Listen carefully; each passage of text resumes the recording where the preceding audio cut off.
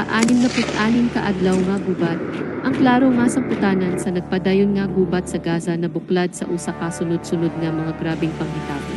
Niadtong Nobyembre 14 na, malampusong nasakmit sa kasundaluhan sa Israel ang kontrol sa parlamento ug uban pang importanteng institusyon sa gobyerno sa Gaza City, nga kaniadto gihuptan sa Hamas.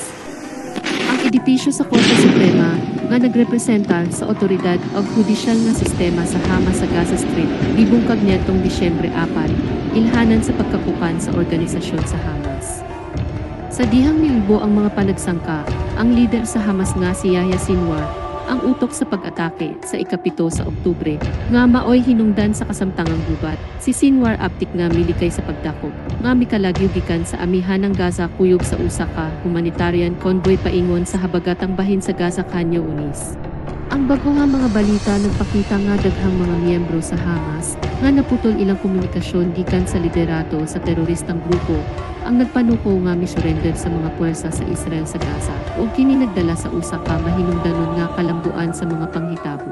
Sumala sa Institute for the Study of War nga nakabase sa US, labing menos 7 ka batalyon sa Hamas ang misurrender sa mga sundalo sa Israel, dugang timailhan nga napukan na ang puwersa sa Hamas. Samtang ang mga nagtagi-taging kasamok nagpadayon, ang samputanan ni ining maong gubat klaro na kaayo, ang kasamtangang gobyerno sa Gaza napukan na. Sa kasaysayan nga mga gubat sa Israel, ang mga nakuha nga dugang teritoryo na himong usa ka balik-balik nga tema.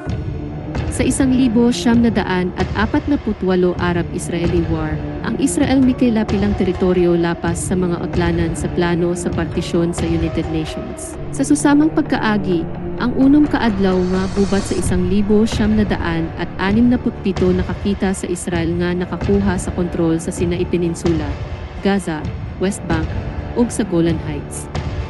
Bisan pa sa pag-withdraw sa Israel sa Gaza Strip niadtong 2005 sa disengagement plan, ang malungtarong kalinaw nagpabiling idlas.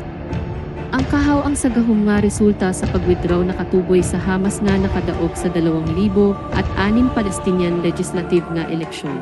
Ang kasamtangan nga panagbangi nagsugod sa usa ka grabe nga kapakyasan sa Israeli intelligence, susama sa kadako sa Yom Kippur Wars intelligence missions. Ang mapangahasong pag-atake sa Israel.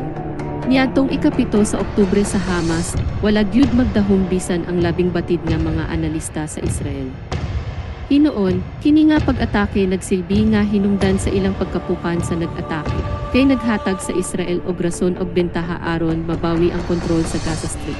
Pagkahuman yani nga gubat, ang Gaza daw andam nga mahimong usa ka okupado nga teritoryo sa Israel sa taas nga panahon kung dili man gani mapermanente, ug nagbag-o sa geopolitikal nga sitwasyon sa rehiyon. Samtang ang pakigbisog alang sa Palestinian nga kausa sa Gaza nagpadayon, ang pamaagi sa pakigbisog mausab. Gikan sa pagtira og mga rocket. Balik nato pagpanglabay lamang og mga bato.